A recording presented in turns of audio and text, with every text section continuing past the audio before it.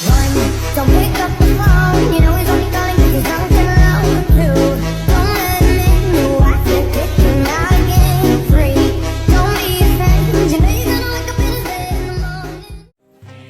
Halo, Assalamualaikum warahmatullahi wabarakatuh. Perkenalkan, saya Musfiko Halauladiyah dari Prodi PGMI kelas 024 PB.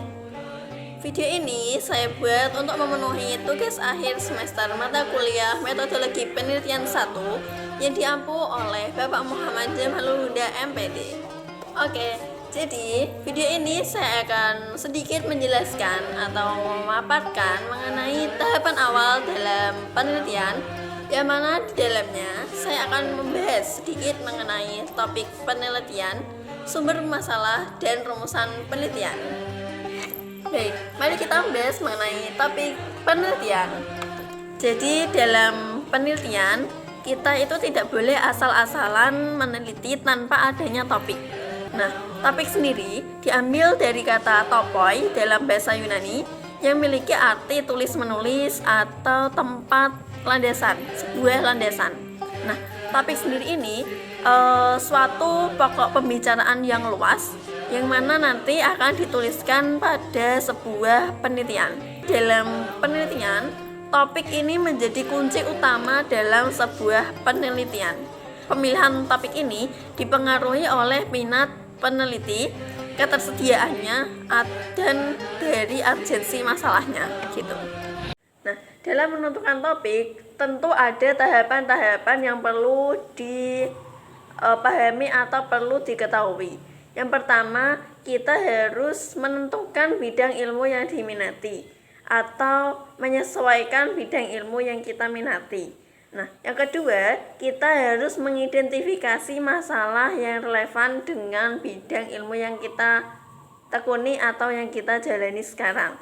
Contohnya, kita mengambil jurusan perguruan tinggi. Nah, di sana kita bisa mengambil masalah mengenai metode atau pendekatan yang cocok diterapkan di madrasah ibtidaiyah. Lalu yang ketiga, bisa dengan mengumpulkan referensi dan penelitian terdahulu. Jadi dari penelitian terdahulu kita mencari peluang atau research gap yang dapat kita teliti lagi untuk menguatkan pendapat kita atau hasil yang kita temukan. Yang keempat, kita bisa menentukan batasan agar tidak terlalu luas serta memastikan bahwa topik dapat diteliti secara ilmiah dan tentunya bisa diuji secara nyata gitu. Contoh pemilihan topik penelitian bisa dimulai dari topik yang umum dahulu, seperti pengaruh media sosial. Kita mengambil topik yang umum itu pengaruh media sosial. Lalu kita spesifikkan lagi menjadi pengaruh media sosial terhadap minat baca siswa. Nah, di sini kita bisa dispesifikkan lagi menjadi pengaruh penggunaan TikTok terhadap minat baca siswa di madrasah ibtidaiyah. Lalu kita membahas mengenai sumber masalah penelitian. Nah, masalah penelitian merupakan masalah atau isu yang menuntun pada keharusan si peneliti untuk melaksanakan penelitian tersebut. Nah, jadi masalah ini itu bisa muncul dari berbagai sumber, entah dari pengalaman pribadi, observasi, lalu ada fenomena, perubahan kebijakan atau paradigma dalam bidang tertentu. Lalu ada kajian terdahulu yang membutuhkan pengujian lebih lanjut gitu. Nah, dalam sumber masalah ini dibagi menjadi dua. Ada sumber masalah formal dan sumber masalah non formal.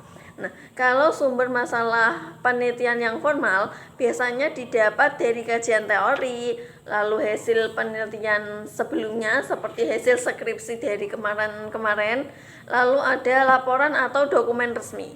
Jadi ada buku atau artikel formalnya gitu. Itu kalau sumber masalah penelitian yang formal.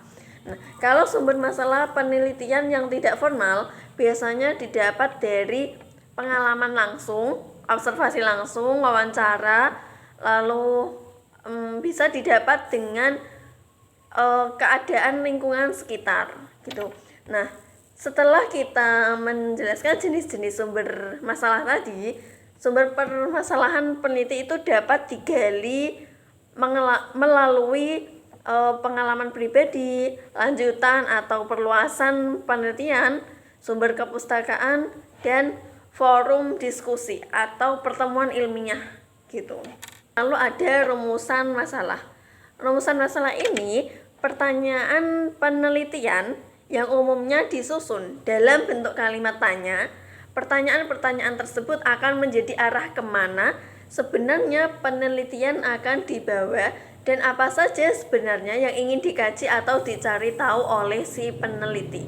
Jadi rumusan masalah ini bersifat umum, yang mana umumnya ini diisi dengan pertanyaan-pertanyaan yang mana nantinya akan dibahas dalam suatu penelitian, yang akan dibahas saat penelitian, yang akan dicari tahu oleh si peneliti.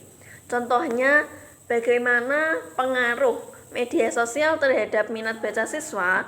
Nah, kan kita spesifikkan lagi menjadi bagaimana pengaruh TikTok terhadap minat baca siswa. Itu kan sudah menjadi rumusan masalah yang nantinya kita akan meneliti pengaruhnya media sosial itu apa saja sih terhadap minat baca siswa gitu. Cara merumuskan masalah penelitian itu harus jelas, spesifik, dan dapat diuji. Jadi ketika kita melakukan atau membuat suatu rumusan masalah atau pertanyaan harus spesifik dan dapat diuji, tidak asal-asalan menyebutkan pertanyaan. Nah, biasanya pertanyaan ini berbentuk dari rasa keingintahuan si peneliti atau hasil observasi yang sangat dibutuhkan pertanyaan. Nah, tujuan penelitian ini merupakan pernyataan yang menjelaskan hasil yang ingin dicapai.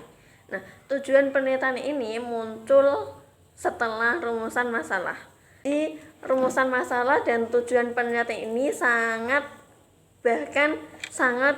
berkesinambungan gitu. Dalam merumuskan masalah juga harus relevan dengan teori dan tujuan penelitian. Nah, jadi rumusan masalah ini sangat berkesinambungan dengan tujuan penelitian gitu. Baik, mungkin itu saja yang bisa saya sampaikan mengenai tahapan pertama dalam penelitian. Kurang lebihnya mohon maaf. Jangan lupa di like, comment, and share. Assalamualaikum warahmatullahi wabarakatuh.